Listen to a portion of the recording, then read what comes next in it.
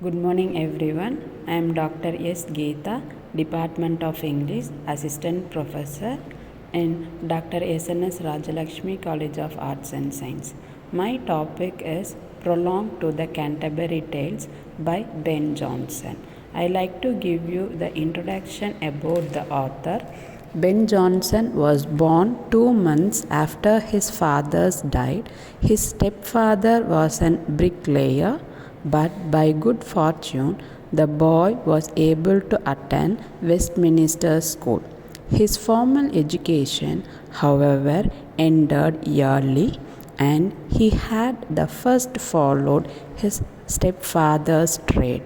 Then fought with some success with the English forces in the Netherlands.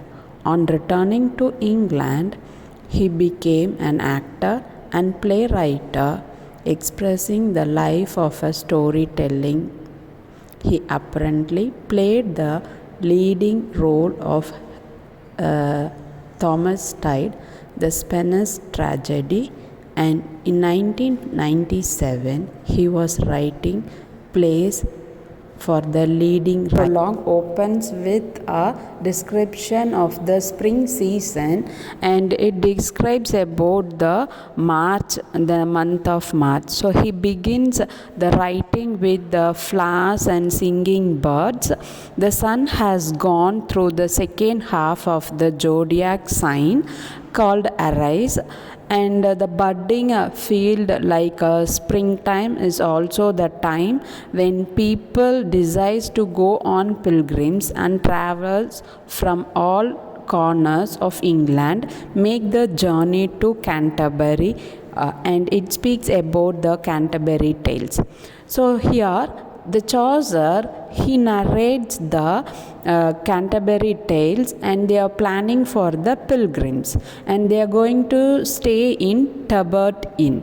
So the narrators like Ben Jonson narrates the characters and the life of the people, and I like to give the names of the person like Knight.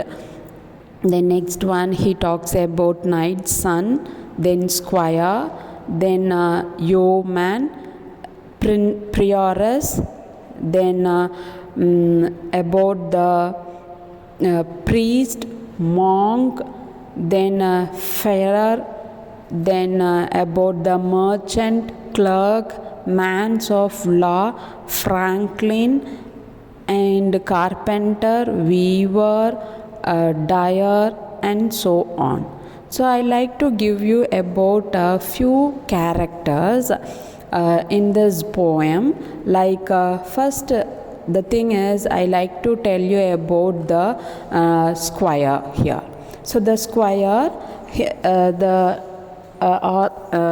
Chaucer narrates about the characteristics of the squire. Says the narrator wants to find favor with his lady, and he is embarrassed with flowers as if he had gathered a meadow and the cloths, and his gown is short with wide sleeves. The squire is constantly singing and playing the flute. He can also dance, draw, and play right.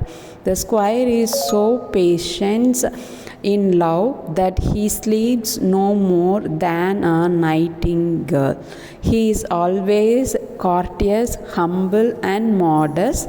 And he talks about the next character is yeoman, who wears a green hood and coat. The symbolize for the yeoman is the green coat. So yeoman takes great care of his bow and shape, keen peacock arrows.